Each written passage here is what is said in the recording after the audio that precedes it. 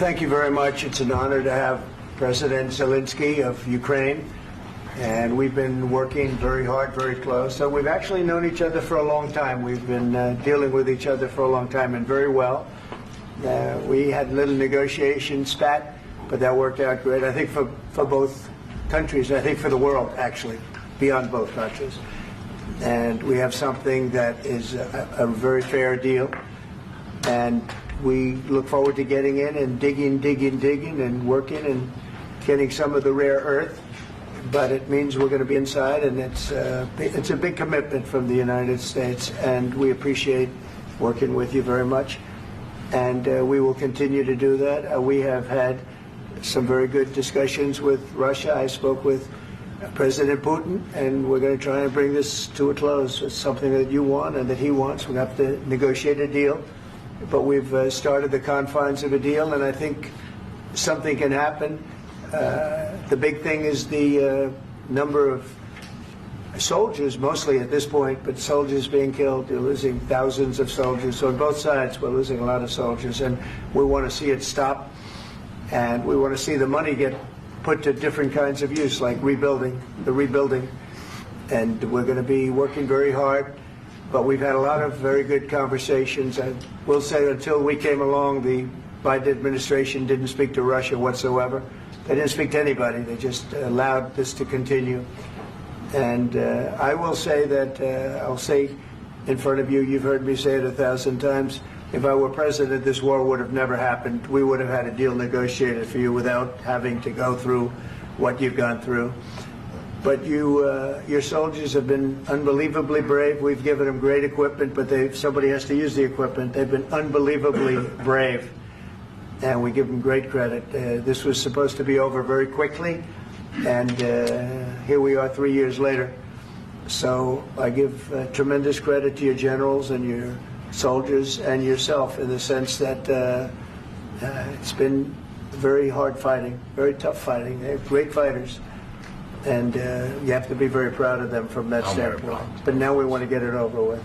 It's enough, right? We want to get it over with. So it's an honor to have you here. Thank you very much for coming. We're going to sign the agreement at the conference in the East Room in a little while, right after lunch. And we'll be having lunch together. We're also discussing some other things. And we appreciate everybody being here. It's somewhat of an exciting moment, but the really exciting moment is when they stop the shooting and we end up with a deal. And I think we're fairly close to getting that, and an honor to have you. And please, if you'd like to say something. No, thank you so much, Mr. President. Thank you for the invitation. And really, I hope that this first document, will be first step to real security guarantees for Ukraine, our people, our children. I really count on it. And of course, we count that America will not stop support. Really, for us, it's very important to support and to continue it. I want to discuss it with details further during our conversation, and of course, the infrastructure or security guarantees. Because for today, I understand what Europe is ready to do. And of course, I want to discuss with you what the United States will be ready to do. And I really count on your strong position to stop Putin. And you said that enough with the war. I think that is very important, Ben, to say these words to Putin at the very beginning of war, because he's a killer and terrorist. But I hope that together we can stop him. But for us, it's very important to, to save our country, our values, our freedom, democracy, and of course, no compromises with the killer about our territories. But it will be later. And of course, what I wanted, we spoke about it by phone with you about the drones production. We have very good drones production. I think the best one in the world for today because of the war.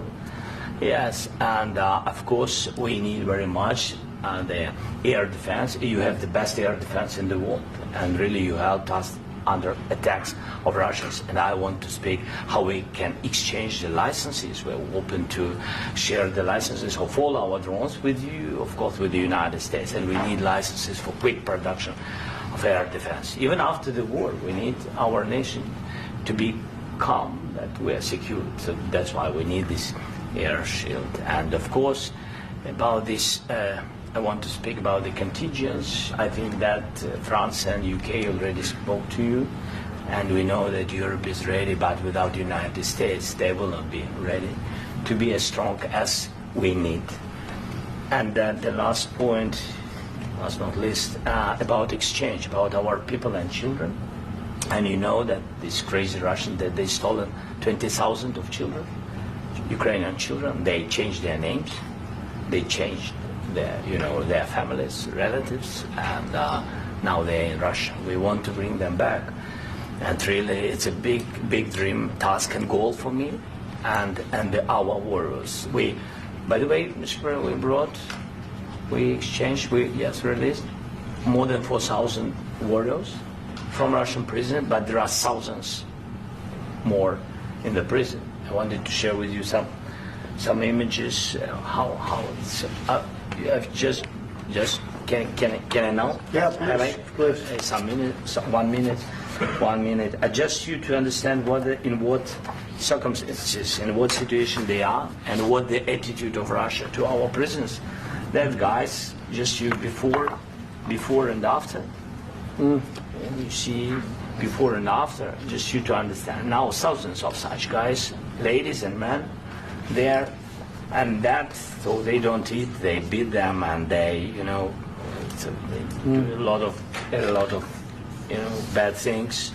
So out of, even during the war, there are rules. Everybody knows there are rules during the war. So these guys, they don't have any rules. You see that 50, 60 kilograms left, and a lot of such things. And I didn't want to show you what the changes with images of children, because I will just share with you.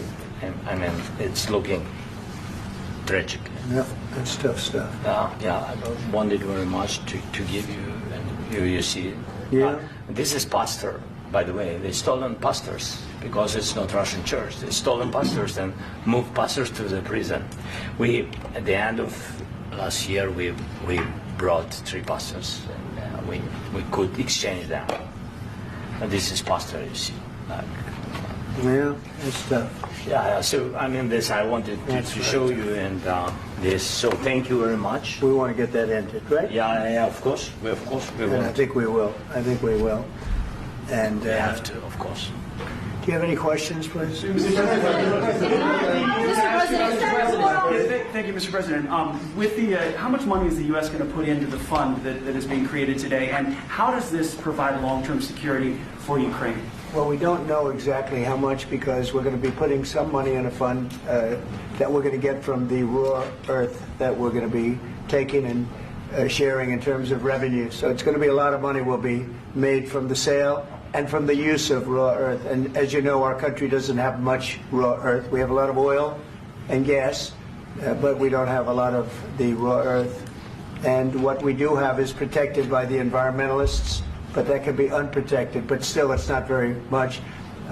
They have among the best in the world in terms of raw earth. So we're going to be using that, using it for all of the things we do, including AI and including weapons and the military, and it's really going to very much satisfy our needs. So it's something that just worked out really well. We have a lot of oil, and we have a lot of gas, but we don't have raw earth. So this has just about every component of the raw earth that we need for computers, for all of the things we do. This puts us in great shape. And on long-term security for Ukraine, how does this provide? I think they're going to have great luck. I think once we make the agreement, that's going to be 95% of it. They're not going to go back to fighting. I've spoken with President Putin, and I feel very strong. I've known him for a long time, and I feel very strongly that they're very serious about it, and we'll make a deal. And when the deal is made, I don't think we talk about security. Everyone's talking about the other day. All they talked about was security. I said, let me make the deal first. I have to make the deal first. I don't worry about security right now. We have to have a deal, because right now, last week, 2,000 soldiers died on both sides. 2,000, and they're losing 1,000, 2,000, 3,000 a week. So as we sit here and we talk, people are getting shot and dying on the battlefield.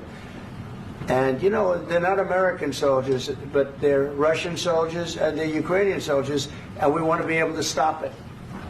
And we want to be able also to spend money on other things. We don't want to, this is a tremendous amount of money. And what the Biden administration did was terrible. They were giving money, but he had no security on the money.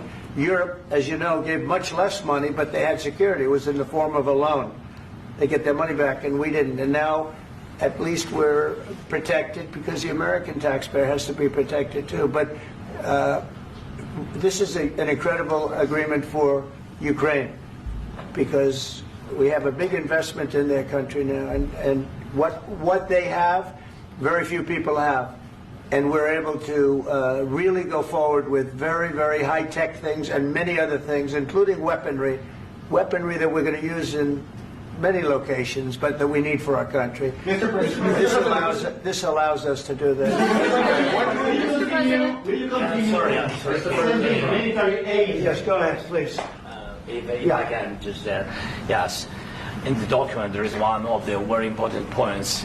If we speak about business and investment, we never had LNG terminals in Ukraine. This document will open. I mean, the next document, but anyway, here we see in the framework, we see really goodwill for this. LNG terminals for us is very important, and I think for security of European continent. We have the biggest storage, gas storage. We have the biggest in Europe. Yes, yes, and we can use it.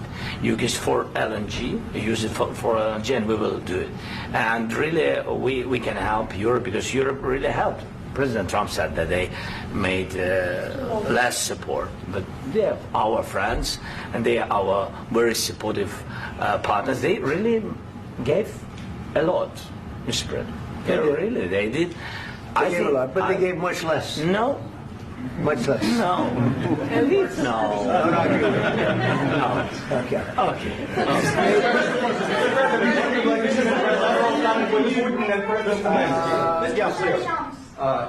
Mr. President Trump, you have repeatedly called the deal with Ukraine as a historical one. And as a President of the United States, you make historical decisions in other issues which affect America and other world. So what place in the world history do you want to take? And do you associate yourself with any famous historical figures? Yeah, I'd say George Washington, Abraham Lincoln. I would say I'm far superior to George Washington and Abraham Lincoln. Now, you know I'm only kidding, right? Because when I say that, the fake news is going to go wild. They're going to say he considers himself to be better than Washington. But you never know. You never know. I don't compare myself to anybody. I'm here to do a job. We've had a great 35 days or whatever it might be, a month, a little more than a month. We've accomplished tremendous amounts. Not only this would be a very great achievement if we could get the war stopped and get them back to normalization. I think that's going to happen. We've had very good talks on both sides, as you know. But I think we've done a very good job, just generally. If you look at all of the things we've done in 30 days, they're saying there's never been a opening for a president. The first month, there's never been a first month like we've had. And this is one of the very important things. This, to me, is one of the most important things because we have tremendous death taking place as we speak, and I don't want to have that. You know, think of the parents, whether they're in Russia or Ukraine, think of the parents of all these people being killed needlessly. They came to our territory. Should have never started. This would have, if I were president, this would have never started. Mr. President, will you continue sending military aid to Ukraine after the U.S. signs this agreement with Ukraine? Yeah, we're going to be continuing. To President Zelensky, do you feel like the U.S. is on your side? That President Trump is on your side at this moment? Right. What do you think? He wants to know, do you think that, sort of a stupid question. I guess we wouldn't be here if I wasn't. But, I think that the United States on our side from the very beginning of occupation, and I think that President Trump on our side, and of course, I'm sure that the United States President will not stop support. This is crucial for us. It's important for us. Yes. And Putin, the president speaks about the people and the soldiers which are dying, but they came to our territory, they came to our land. They began this war, and they have to stop. And I think this is the question, with really the most important question. Can President Trump, I hope yes, with some other allies, to stop Putin, withdraw these enemies, our enemy, withdraw these troops from our land? And I think that you asked about the history, I think that if President, or when, he will stop Putin, if President Trump will bring peace to our country, I think he will be on this wall. We've had very, very good talks. What about military aid to Ukraine? President Zelensky just said that there will be no compromises with Vladimir Putin. I just wanted to ask both of you. Firstly, are there compromises that you think that President Zelensky is going to have to make? And President Zelensky, is there anything that you might be thinking that you may be able to offer or bring to the table, for example, elections? Thank you. I think you're going to have to always make compromises. You can't do any deals without compromises. So certainly he's going to have to make some compromises, but hopefully they won't be as big as some people think you're going to have to make. That's all. It's all we can do. I'm here as an arbitrator, as a mediator to a certain extent between two parties that have been very hostile. To put it mildly, they've been very hostile. There's been a vicious war. There's been a vicious war. You know, it's a very level battlefield, and those bullets go out, and as I've said many times, we were talking about it with Pete, many times the only thing stopping those bullets is a human body. And in the case we're talking about, generally young human bodies are stopping a lot of bullets. It's dead level. That's why it's great farmland. It's great land. It's great farmland, but there's very little protection against the bullets that are being, and other things that are being shot. So all I can do is see if I can get everybody at the table and get an agreement. I think we're going to end up with an agreement. Otherwise, I wouldn't probably be even here today. Mr. President, I've got two questions for you. You think ultimately your legacy will be the peacemaker and not the president that led this country into another war and ended foreign wars? And I've got a question. I hope it will. I mean, I hope I'm going to be remembered as a peacemaker. This would be a great thing if we could do this. I'm doing this to save lives more than anything else. Second is to save a lot of money, but I consider that to be far less important. So I hope I'm going to, thank you, Brian, for that question. It was a nice question. I hope I'll be known and recognized as a peacemaker. This would be a great thing to solve. This is a very dangerous situation. You know, this could lead to a third world war. This was headed in the wrong direction.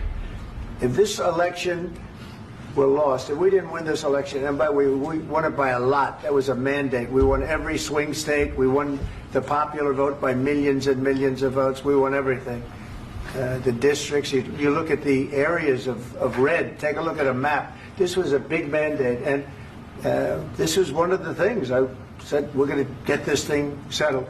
If we didn't win, I think this could have very well ended up in a third world war, and that would not have been a good situation. What was your second question? And my second question for President Zelensky. Why don't you wear a suit?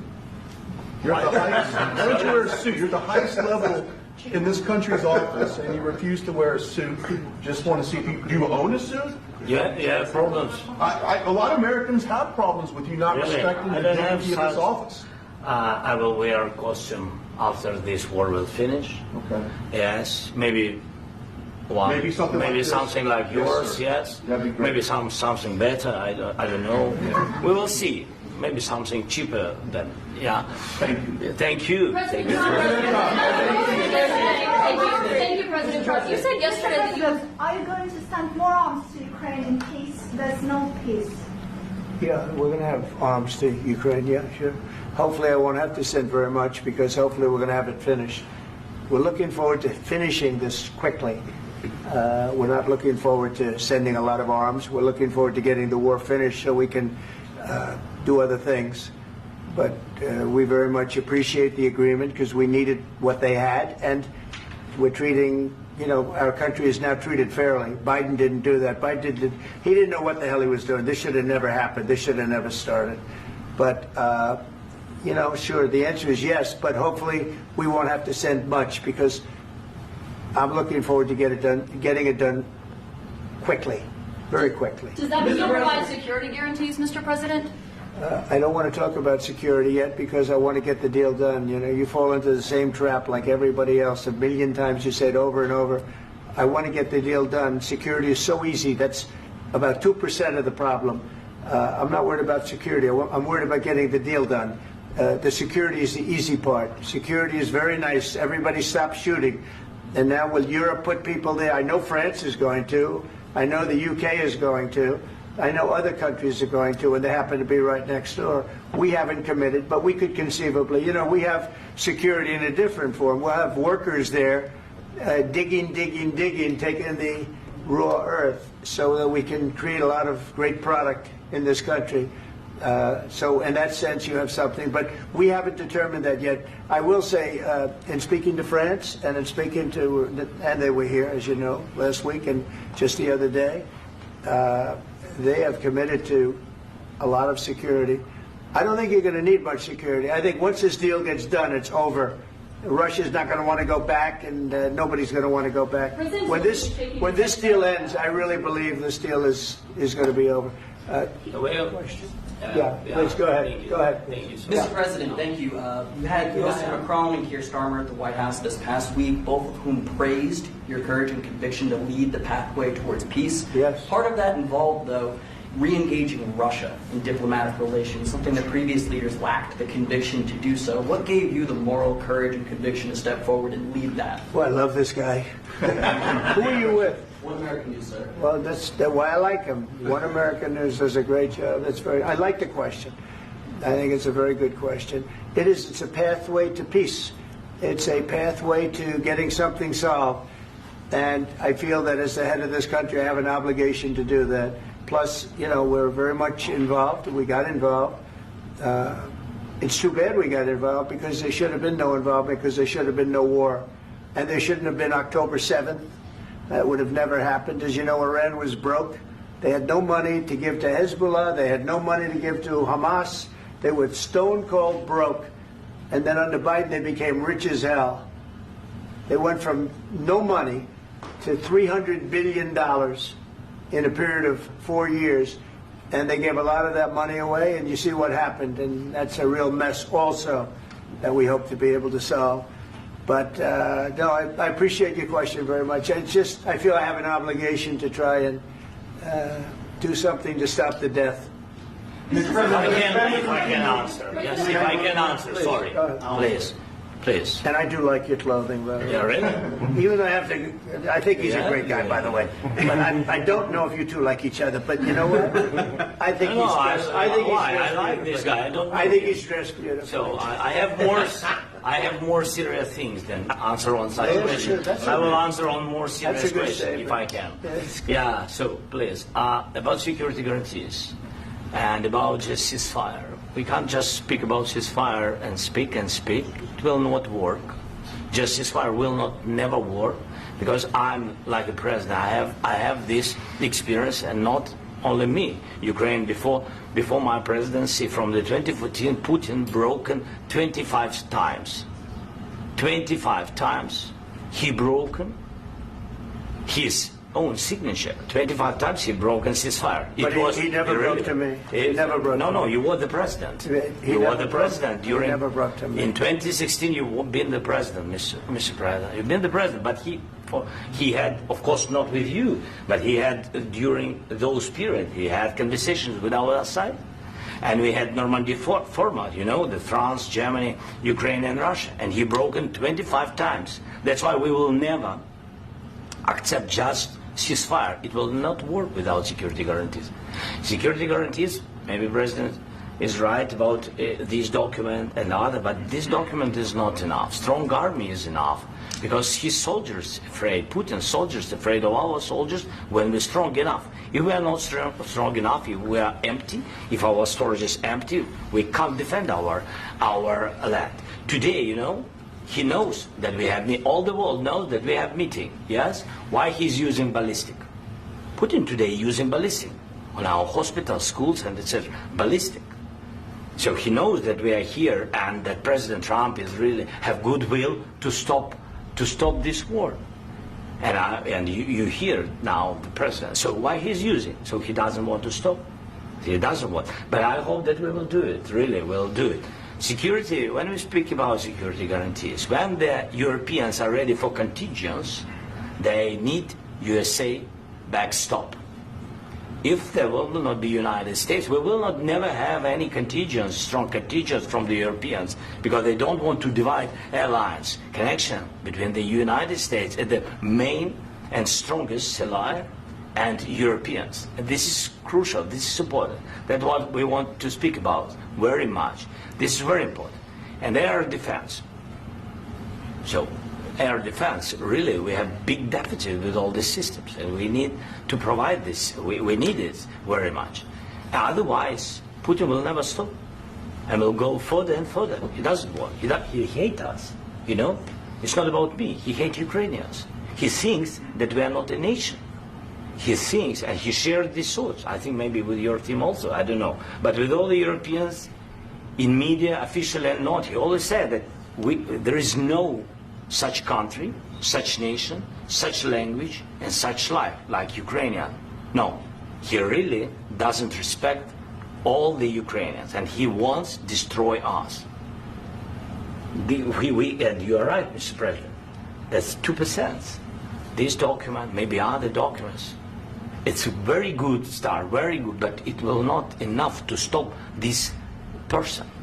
Should Russia pay to rebuild Ukraine? Mr. President, after these Should Russia pay to rebuild Ukraine? They have to pay. this question. This is the rule. This is the rule of the war. This is the rule of the war. During all the centuries, all the history, this is the rule of the war. Who began, those pay. Do you agree This with is the rule. Putin began this war. He has to pay all money for innovation. He has to pay. Of course, some Russian assets, what we have in Europe, about 300 billion, we can use them. We can use for innovation and buy military support from the United States also. We can do it, but it's not enough. It's not enough. Because I want to know.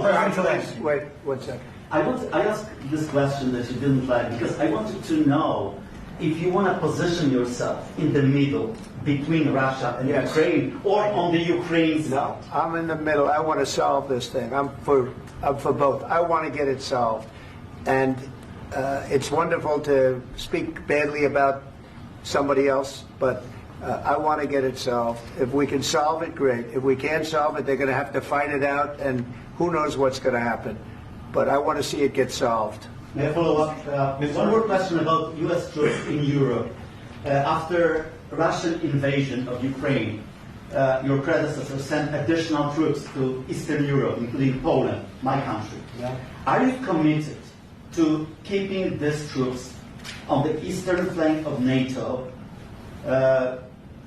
in the future? I'm very committed to Poland. I think Poland has really stepped up and done a great job for NATO. As you know, they paid more than they had to. They are one of the finest groups of people I've ever known.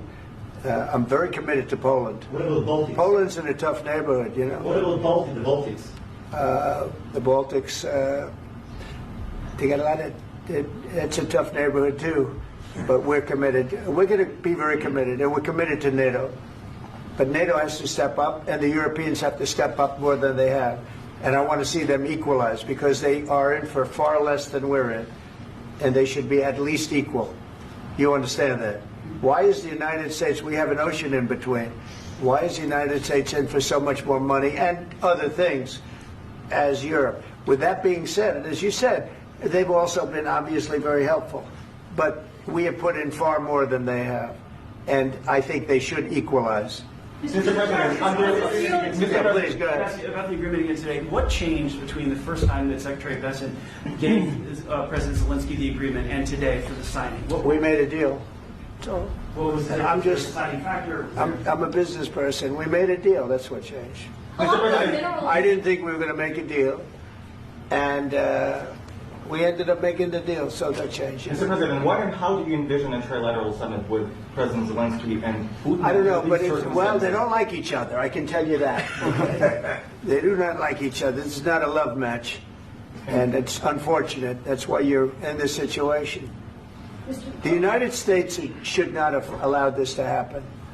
Okay? The United States, run by a man that didn't know much. I'm going to be very nice. Run by an incompetent person, very incompetent person, should never have allowed this to happen. I've stopped wars. I've stopped many wars. My people will tell you, I stopped wars that nobody ever heard about. I stopped wars before they ever started. You can look at some of, I could give you a lot of nations that would tell you right now they were probably going to war. I could tell you right now there's a nation thinking about going to war on something that nobody in this room has ever even heard about. Two smaller nations, but big, still big. And I think I've stopped it. But this should have never happened. Mr. President? Sorry, just a second. About any negotiations. First of all, I want really to tell you, and I think that everybody understands that Ukraine, more than Ukrainians, nobody wants to stop this war. But at the future, any negotiations, it's understandable that two sides of the war, not Russia and the United States, because this is not the war between Russia and the United States. This is war of Russia against Ukraine and Ukrainian people. So these two sides will be at the will be at the negotiation table. Then of course United States, like the strongest partner of the Ukraine, and of course Europe. I think Europe is very important. I want to speak about it with the President. Yes, Europe is very important for us because we really defend Europe for today. All Europeans really recognize that we are defending line and they have real life and our people are dying. That's why they helped us. And also it's about the NATO. Yes, between, like the President said, you have big, nice ocean. Yes, between us. But if we will not stay, Russia will go further to Baltics and to Poland, by the way. But first to the Baltics. It's understandable for them because they've been in the USSR. You know, they've been one of the republics of the USSR, and Putin wants to bring them back to his empire. It's a fact. And when he will go there, if we will not stay, you will fight. Your American soldiers, it doesn't matter, do you have ocean or not, your soldiers will fight. Mr. President, would you be willing to visit Ukraine, maybe Kyiv or Odessa, which is going to be a third year of Black Sea? It was my question. I'm sorry. I don't want to talk about Odessa now. Let's not talk about Odessa. I want to talk about making a deal, getting peace. We don't have to talk about Odessa, but a lot of cities have been destroyed. A lot of cities that are not recognizable. There's not a building standing. No. And a lot of things. Mr. President, you have to come and to look. No. We have very good cities. Yes, a lot of things have been destroyed, but mostly cities alive, and people work, and children go to school. Sometimes it's very difficult. Sometimes closer to front line, children have to go to underground schools or online. But we live. Ukraine is fighting, and Ukraine lives. This is very important. And maybe it's Putin is sharing this information that he destroyed us. No, he lost 700,000 people, 700,000 soldiers. He lost everything. Yes. So. Mr. President, one more. I mentioned Poland. Please, go ahead. When did you last speak with President Putin, and what did he say? A couple of days ago. And what did he tell you that gave you the assurance that he wanted peace? Well, that's what I do. My whole life is deals. I know pretty good. And I've known him for a long time. I've dealt with him for a long time. He had to suffer through the Russia hoax. You know, Russia was a hoax. It was all Biden. It was nothing to do with him. So he had to suffer through that, and he was able to do that. I think that he wants to make a deal, and he'd like to see it end. That's all I do. That's what I do. My whole life, that's what I do, is make deals. And I'm in the middle of a mess, because this is a real mess. It's a very dangerous one. If this doesn't get solved now, it's not going to get solved for a long time. So I hope we're going to get it solved. In the back, please. Thank you, Mr. President. Prime Minister Starmer claimed repeatedly that his government believes in free speech and was not engaged in censorship. But his country's government arrests people for memes and thought crimes, and even more worrisome is pressuring American companies to censor Americans on his behalf.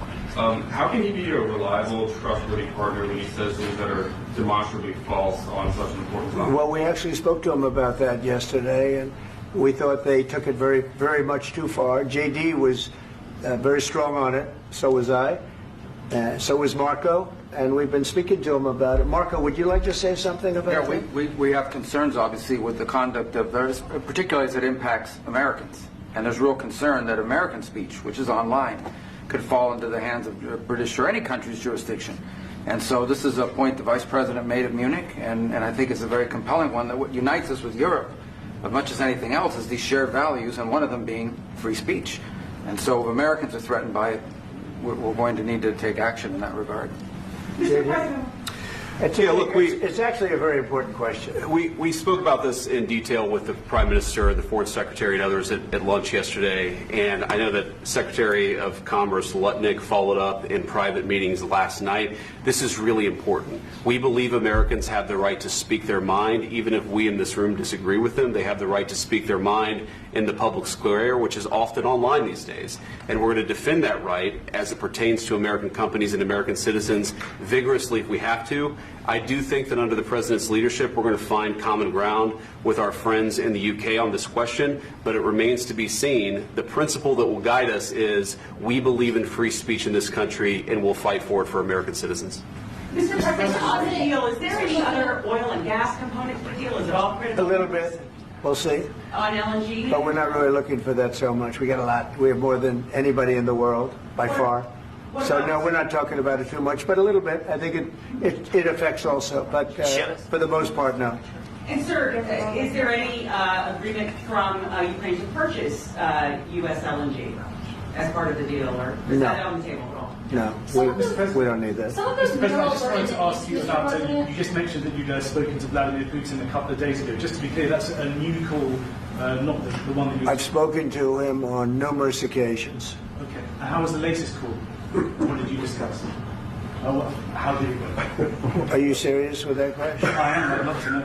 It went well. I think we're going to have a deal. On the minerals deal, Mr. President, some of those minerals are in the east of Ukraine, not far from the front lines and in areas that Russia has occupied. Will you direct President Putin to withdraw his forces from those areas if there's U.S. interest? Well, we'll take a look at the time. We have a lot of area. It's a very big area we're talking about, so we'll take a look. I'll study that and I'll see. And who would protect those minerals if they are U.S. interests? Would that be Ukrainian forces? They'll be protected. The agreement will protect them. U.S. The agreement, yeah, we're signing an agreement. Right, but what if Russia tries to invade or there's Russian aggression in those spots? I just told you I don't think that's going to happen. And if that were going to happen, I wouldn't make a deal. If I thought that was going to happen, I wouldn't make a deal. Some people may wonder why. You know, they ought to focus on CNN on survival, not asking me these ridiculous questions. Focus on surviving, because CNN's got such low ratings. I don't think they're going to survive. Let's go. Please, go. I already mentioned Poland. Poland was under Russian control for decades after the Second World War. When I was a kid, I looked at the United States not only as a most powerful country, richest country in the world, the country that has great music, great movies, great muscle cars, but also as a force for good.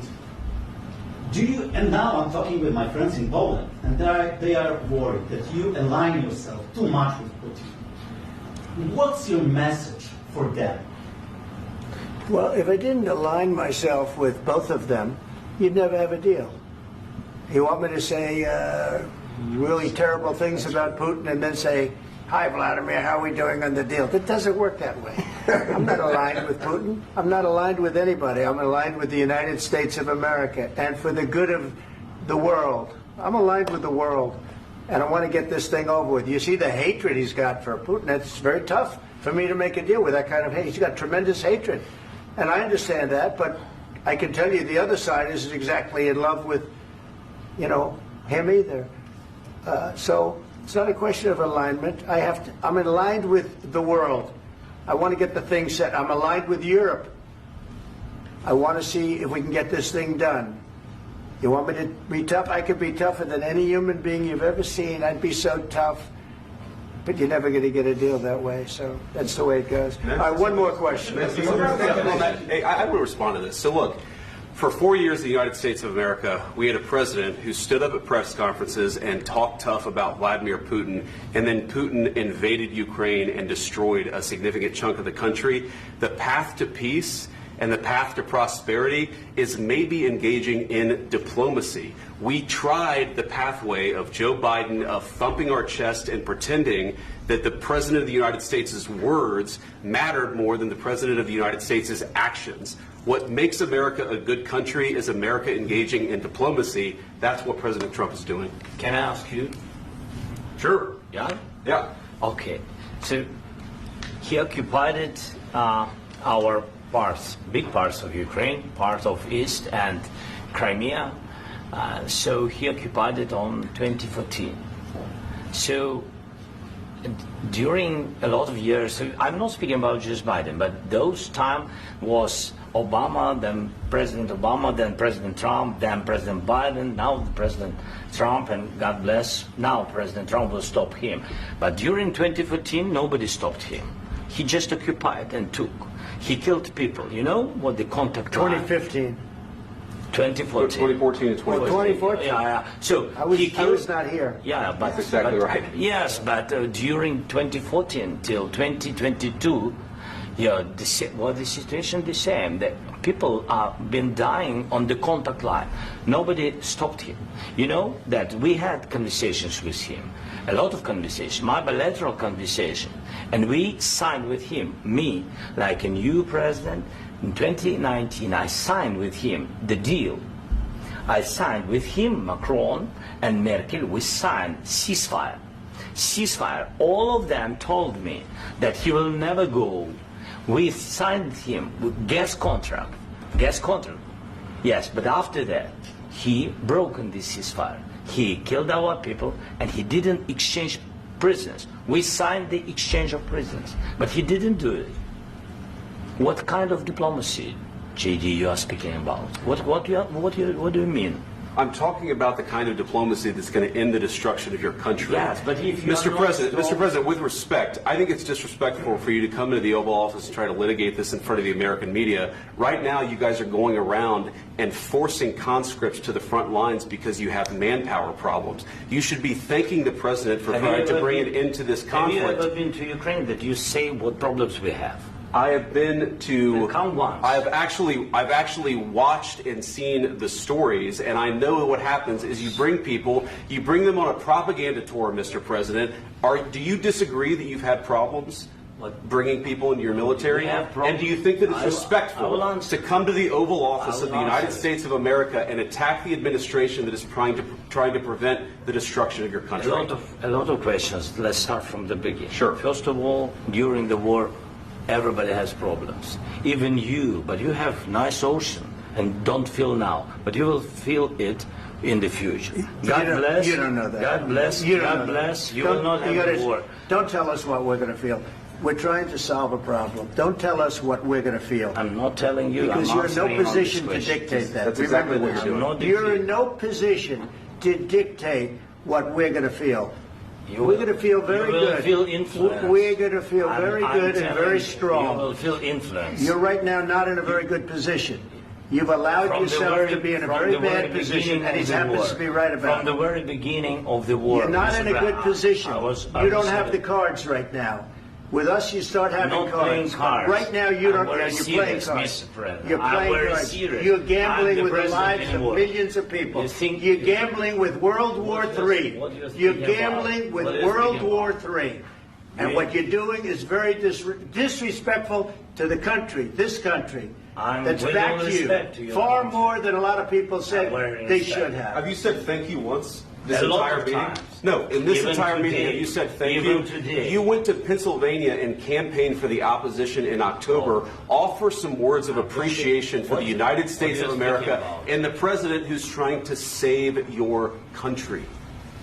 Please, you think that if you will speak very loudly about the war, you can... He's not speaking loudly. He's not speaking loudly. Your country's in big trouble. Can I Wait a answer? minute. No. Can You've I done a lot answer? of talking. Your country is in big trouble. I know. You're not I winning. know. You're not winning this. You have a damn good chance of we coming are out staying, okay because of Mr. us. President, we are staying in our country, staying strong from the very beginning of the war. We've been alone, and we are thankful. I said thanks You haven't in been this alone. cabinet, You and haven't not been only alone. in this cabinet. We gave you, through I your said stupid thank you. president, $350 billion.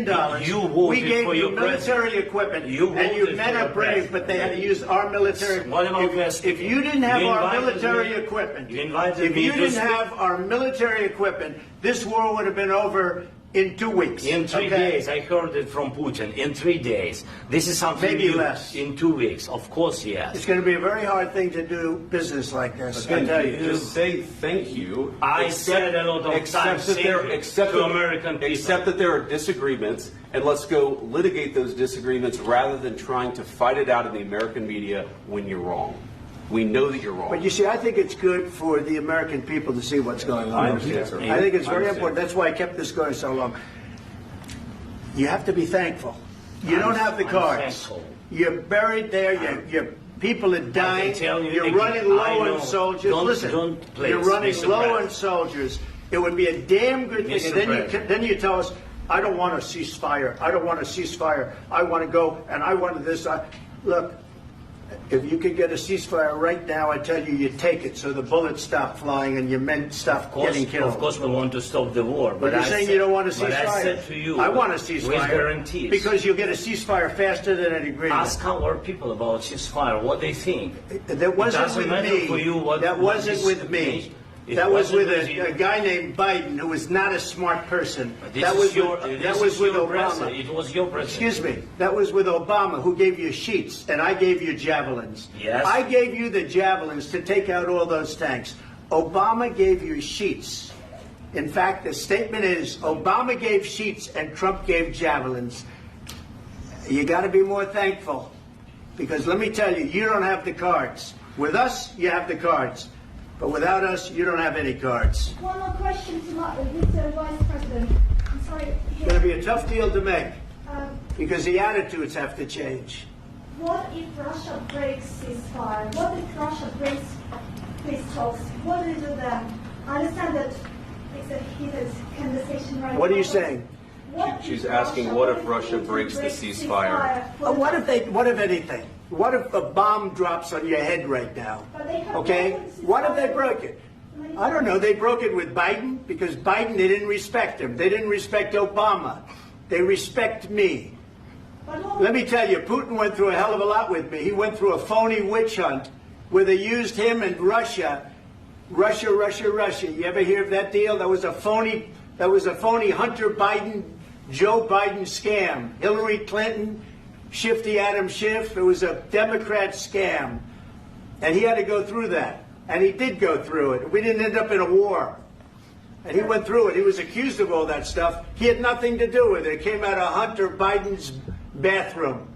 It came out of Hunter Biden's bedroom. It was disgusting.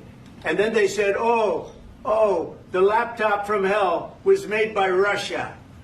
The 51 agents. The whole thing was a scam. And he had to put up with that. He was being accused of all that stuff. All I can say is this. He might have broken deals with Obama and Bush, and he might have broken them with Biden. He did, maybe. Maybe he didn't. I don't know what happened. But he didn't break them with me. He wants to make a deal. I don't know if you can make a deal. The problem is, I've empowered you to be a tough guy. And I don't think you'd be a tough guy without the United States. And your people are very brave. But you're either going to make a deal or we're out. And if we're out, you'll fight it out. I don't think it's going to be pretty, but you'll fight it out. But you don't have the cards. But once we sign that deal, you're in a much better position. But you're not acting at all thankful. And that's not a nice thing. I'll be honest, that's not a nice thing. All right, I think we've seen enough. What do you think? Huh? This is going to be great television, I will say that. All right. We'll see what we can do about putting it together. Thanks. And I need the back of this. We'll see. I don't know. All right, guys, come on. Wait, President. Hey, let's go. Guys, come on, let's move, please.